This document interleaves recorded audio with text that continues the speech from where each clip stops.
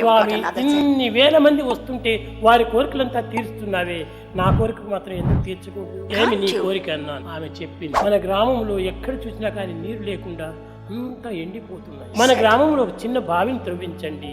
చిన్న బావిని త్రవ్వించాము. అది మన మందిరంలోనే త్రవ్వించాను. గ్రామం జనం అంతా కూడాను ఇక్కడికి వచ్చి నీరు తీసుకుని పోయేటువంటి వారు. చిన్న చిన్న పిల్లలందరూ కూడాను చదువుకోవటానికని బుక్కపట్నం వెళుతున్నారు. వాడు నడచడానికే శక్తి లేనటువంటి పరిస్థితి తెచ్చుకుంటున్నాడు. పిల్లలకంతా కూడాను ఒక స్కూల్ కట్టించండి అని కట్టించారు. అప్పుడు చాలా సంతోషించింది. ఈనాడు పెద్ద యూనివర్సిటీగా మారిపోయింది. పూర్వం అంత చిన్న హాస్పిటల్ కట్టించినటువంటిది ఆ హాస్పిటల్ ఇప్పుడు సూపర్ స్పెషాలిటీగా మారిపోయింది. ఆనాడు ఏదో చిన్న బోర్వెల్లో ఒక చిన్న బావినో వేసి నీళ్లు ఇప్పిస్తున్నటువంటి వాడిని ఈనాడు మన జిల్లాకు అంతా కూడా పైప్స్ వేయించి చక్కని నీరు అందించారు. కనుకనే తల్లి సంకల్పములు ఉత్తమమైనప్పుడు కుమారుడు యొక్క సంకల్పం కూడా ఉత్తమంగా ఉంటుంటాయి. దానికి తగినటువంటి శక్తి సామర్థ్యములు కూడా చేకూర్చుకుంటాయి.